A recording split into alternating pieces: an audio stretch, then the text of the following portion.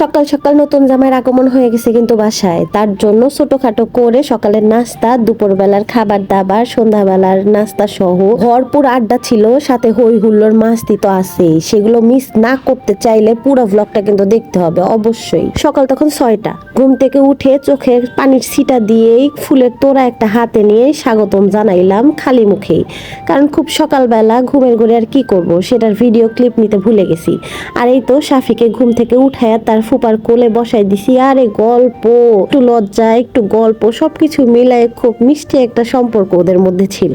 যারা যারা এখন পর্যন্ত ভ্লগটা দেখতে আছেন অবশ্যই একবার করে একটা লাইক, কমেন্ট এন্ড শেয়ার দিয়ে মাশাআল্লাহ বলে যাবেন অবশ্যই, নাইলে আবার নজর লাগা যায় যদি আমাদের এত সুন্দর মিষ্টি সম্পর্কগুলোর মধ্যে। সকালের নাস্তাটা একটু লাইট রাখার চেষ্টা করছি, যেহেতু জার্নি করে আসছে। বড় জার্নির পরে লাইট খাবারটাই প্রেফার করা ভালো। বেশ খানিকটা টাইম একটু রেস্ট করে এখন সবাই নাস্তা করতে বসবে, তাই সবাইকে নাস্তা দিয়ে আমি একটু পিছনে দাঁড়ায় তদারকি করতে বসলাম। আমার ঠান্ডা গরমে এত ঠান্ডা লেগে গেছে, গলার অবস্থা পুরা করুন। সকালে নাস্তাটা কমপ্লিট করে চলে আসলাম দুপুরের খাবারে। জামাইজন খাবে, সুন্দর সুন্দর রান্না বান্না না করলে হয়।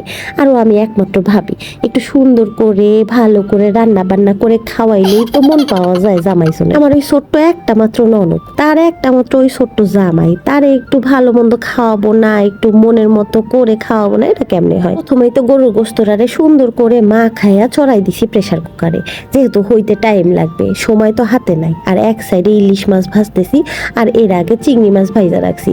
আর এর পাশাপাশি রোস্টটাও কমপ্লিট হয়ে গেছে। বলে না, আগের কালের মুরব্বীদের কাছ থেকে অনেক ভালো ভালো রান্নার আইডিয়া নেওয়া যায়। এই হলো কথা। এই যে সেনির মধ্যে খুব সুন্দর করে যে চিংড়ি মাছটা রান্না করছে, যদি আমি কড়াইতে রান্না করতে যাইতাম সব ভাঙা চুরে যাইতো। এই আইডিয়াটা ছিল আমার শাশুড়ি মার। ঝটপট রান্না বান্না শেষ করে এখন টেবিলে খাবার টাবার সব সার্ভ করে রাখছি। বাদ বাকি টুকটাক যত রান্না বান্না, যেমন কাবাব, বেগুন ভাজা, ইলিশ মাছ ভাজা, এই সব আর কি কখন করছি ওই আর ক্লিপ নিতে ভুল লাগছি। ভাই এত প্যারার মধ্যে সবকিছু কি মনে থাকে কন্ত? নতুন জামাই লজ্জা পাই, তাই আর দুপুরে খাবারের ভিডিওটা করলাম না, ক্লিপটা নেই নাই। মানে লজ্জায় যে খাইতে পারবে না সেটা আমি বুঝতে পারছি, তাই ওটা বাদ দিয়ে আমি বিকালের পর্বে চলে গেলাম।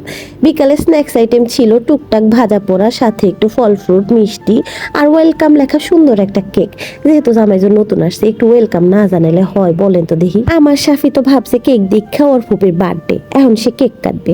ফুপার সাথেই বসাই দিলাম কেকটা কাটার জন্য। আমরা পিছন থেকে সবাই হ্যাপি বার্থডে টুইও করতেছিলাম, আর শাফি খুব লজ্জা পাচ্ছিল আর ফুপার কোলে বৈশা।